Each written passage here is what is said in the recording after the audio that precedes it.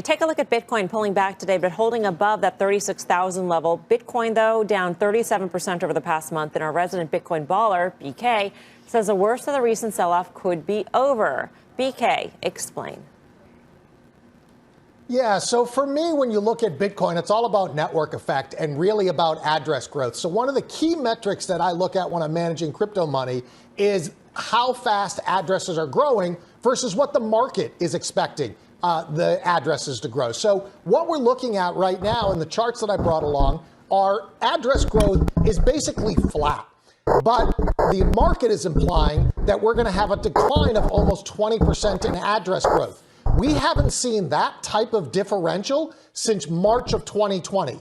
And generally when Bitcoin gets that mispriced, it is the sign of that bottoming process. And so we look back to March of 2020 when we had a massive divergence. That was when Bitcoin was 3,500 and it roared to 60,000. We're looking at the exact same type of situation here where it looks like Bitcoin's trying to bottom. The market is mispricing what's going on underneath the fundamentals underlying Bitcoin. How much conviction, BK, do you have in this interpretation of your charts? In that, are you adding? I mean, I know you're probably pretty long, but do you think that this is an opportunity? I do. I mean, I personally added to our fund this month because I think it's that big of an opportunity. In the fund, we are long and getting longer. Now, what I would like to see, obviously, Bitcoin's very momentum driven. So now we need to see some price follow through here and get that momentum going. But to me, the story hasn't changed one bit, right? We're getting institutional adoption. We're getting as an inflationary hedge.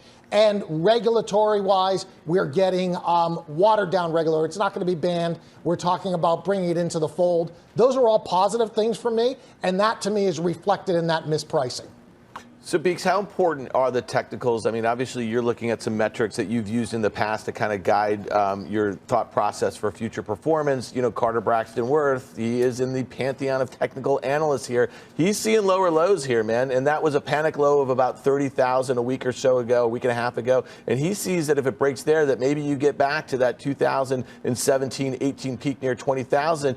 Could that technical setup plus maybe some regulatory headlines with some teeth kind of draw it back down to those levels?